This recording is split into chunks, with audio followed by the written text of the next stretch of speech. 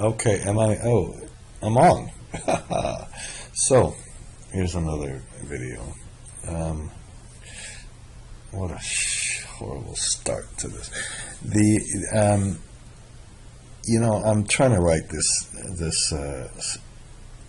second book about mistakes people make in valuation, and I start with the whole financial crisis, like I told you. I think if you watched another video, one of the things that I find a little irritating is this comment. So let's see if I can find it. You can kind of see some of the mistakes I go through, and I'm gonna, in another video, we'll describe exactly how to upload the data into Excel and all this. And one of this thing is that you just didn't make, the models were supposedly so complicated. And some people said, I think I've already said this in another one, but I found this quote.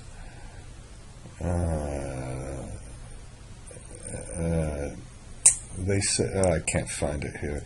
Somebody said that the models are just too complicated. These are just too complicated models. And the risk analysis is too complicated. Here's another wonderful quote, on I talk about this mathematical analysis, and Moody's did not have access to individual loan files, and it didn't even communicate with borrowers or try to verify the information on the loan applications. Instead, they said they just did statistical analysis. Well, I want to talk about scenario analysis and complicated models in this video. So let's just take this simple thing I did. You can see some of the other files I'm working on. And, first of all, let's get rid of all these damn, these control minus. Let's get rid of the data tables. They disappeared. Okay, and let's try to, I hope I don't have a, okay. We have some, I already put some of these,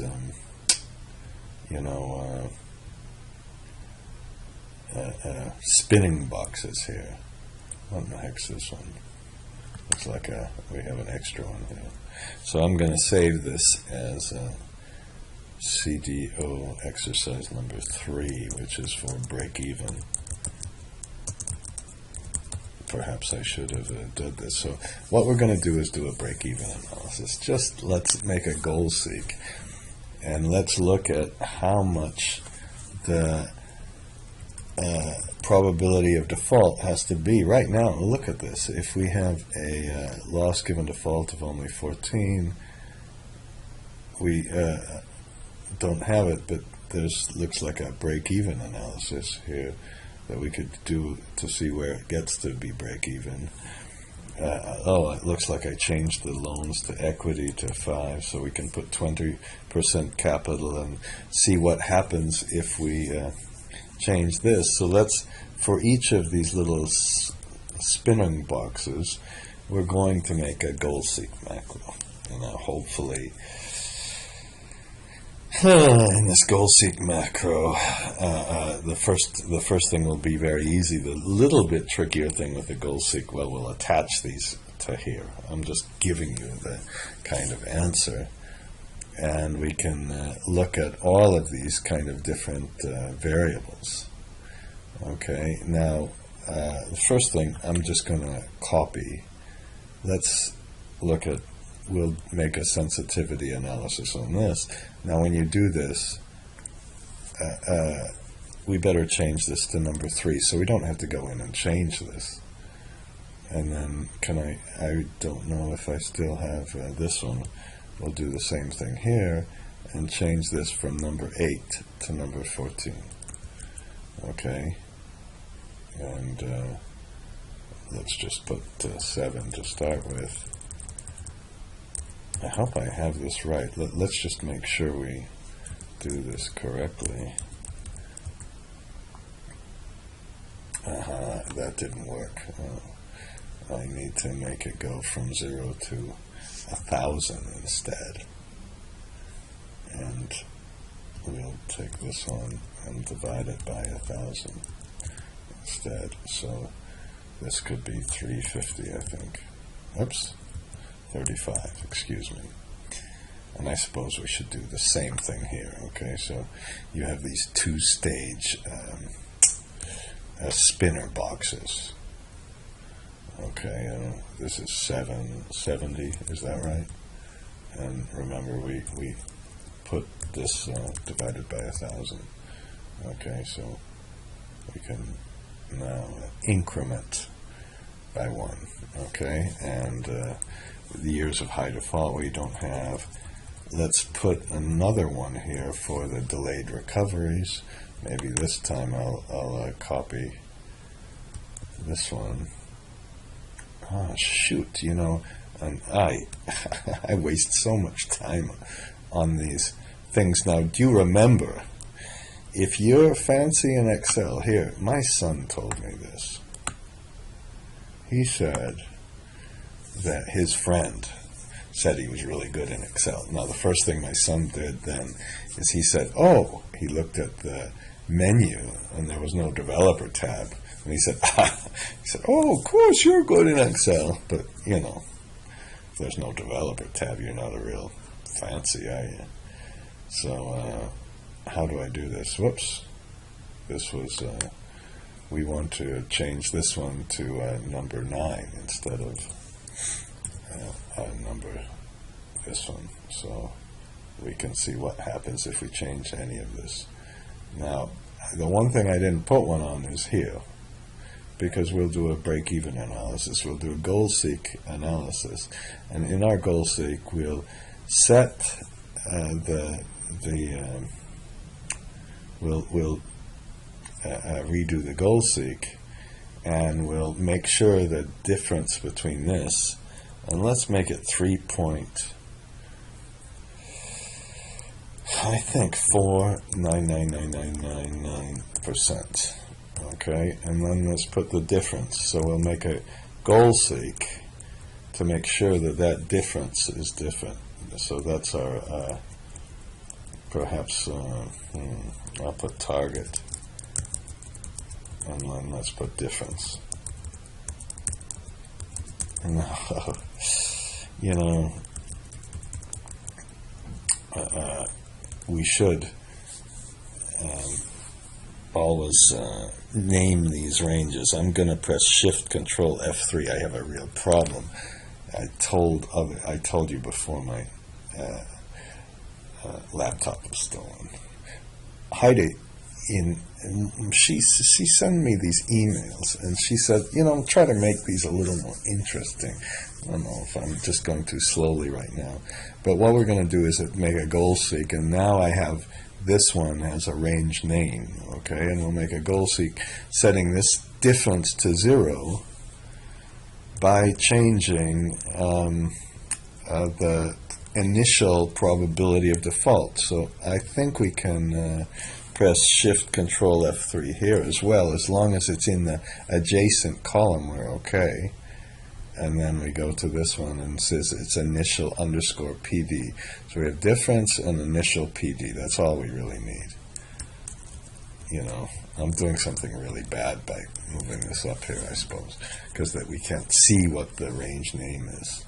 Now let's just make a goal seek. But of course, before we make a goal seek, let's set the, can't call this a video, but we call this a macro, and we can just I don't know why. You can name it goal seek. Some things you should be really careful when you name the macros that you don't name this. And then let's just go to, of course, the data thing, tab, and go to goal seek and set the difference to 0 by changing the probability of default. And we press OK.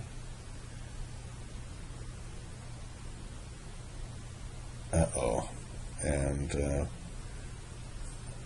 I changed that. Now let's, oh shoot, let's change the loss given default. So, whoops, let's put it higher. There, we finally get this. So now if we rerun this macro, let's go to the developer and rerun the macro. Yes, macros, and run this. Of course we won't do it like this. Then we say, okay, that's the break-even probability of default that we need. All right, so far so good, not so hard, is it?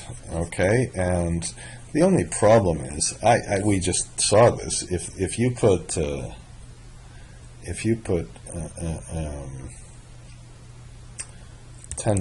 here, and I think if I still run this macro, all right, let's just run this. It doesn't change it. So in the goal seek, why don't we make the initial one like 50%? I mean, if I'm going to try 100%. This might not work. Then we have a big, of course it's not going to work, I guess. I mean, we could make it 200%, I suppose. And then when we do this, now when we run the goal seek, it's going to, excuse me. Just a minute. Okay, 100% didn't work, but if I do that same thing, excuse me. Always have problems like this. It's good I get to learn when I do this, I suppose. If I run the goal seek now, we can, and now here's the big point. You could figure out break even. Well, you didn't know what the real probability of default was going to be on brand new subprime loans. These loans had never ever been done before. Using some sort of statistical analysis for something like this just didn't work. Of course it didn't work. But you could have thought through the problem. You could have said, okay, well, what's happening to the value of houses? What's the probability of the value of houses falling? And then what's the probability after the houses fall? What's the probability that people are going to make payments when these famous subprime loans had a sudden big increase in the interest rate? And when you had them called stated loans and ninja loans and all that, there's no chance. Once the value of the house went down, the probability of default might have been 100%. Or, well, not 100%, but a high one, of course. So now let's modify this macro. I suppose we could go here. And the first thing is, let's just do what we just did. So we better, oops. We made a video. That's the crime of the crime that I copied this. Now this is called difference, I think.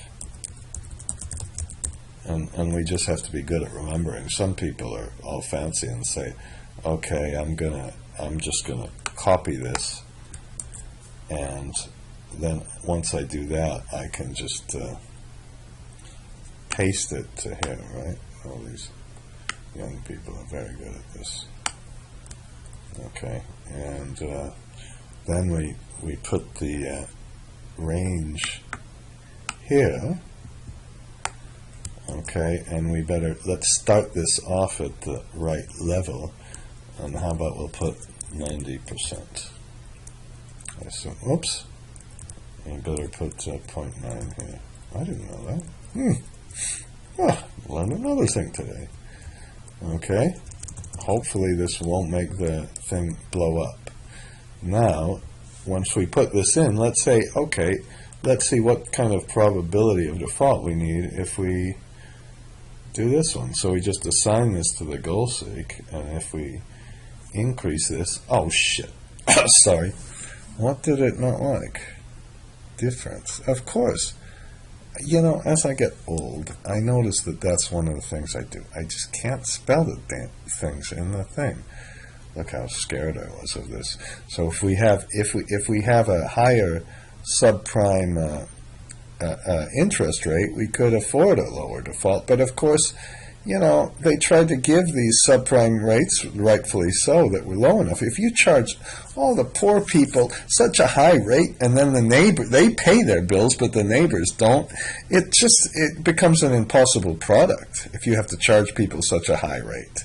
That's just not realistic. So we could put these high rates in and notice that, and then we can say, well, what happens if we have more or less years of default? We can do the same kind of thing and just do a break-even analysis with the goal seek and put that one in. Okay, I don't know if I should put a different page in for goal seeks and break even, but you know, it's just, this was the very first macro I ever made. I remember I was sitting on my couch and so afraid. I was teaching a class I had no business teaching. God, it was horrible.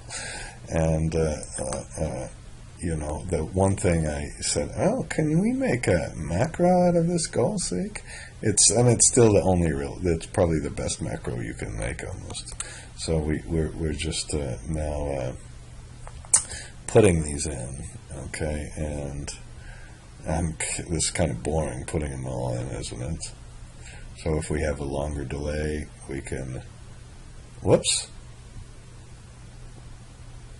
now there's something wrong there, isn't there? Shorter delay. Oh yeah, shorter delay, we can afford a longer thing. And finally, this, you needed the AAA. You needed the AAA. People who said, oh, this is so complicated, all these people on the television who would get up there and talk about these fancy things. Oh, it's too complicated for the lay person to understand. Well, these interest rates, if these interest rates were high, we need a much higher default rate. Well, I mean, the break, it should be the other way around. Let's just make sure. So I got myself confused. I'm going to leave it. But that's the thing. So we can use this, and I think that's enough. That video wasn't so long, was it? How long was it? 16 minutes. But we did some goal seeks, some range names, some other stuff. Okay.